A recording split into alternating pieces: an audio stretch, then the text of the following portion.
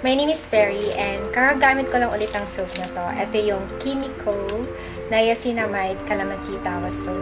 So, this is new in the market and honestly, marami na rin ako na-try na soap na katulad nito. Pero for me, this is very unique kasi it brings back the old days for me.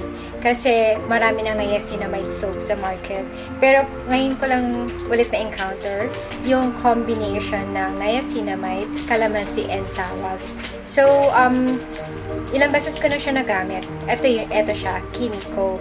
And, amoy malinis siya, amoy mabango talaga, amoy calamansi talaga siya. And of course, as we all know, calamansi is very antibacterial. It lightens and brightens the skin tone as well. So, dun sa mga generation ko, ang usual na ginagamit talaga namin para pampaputi is calamansi.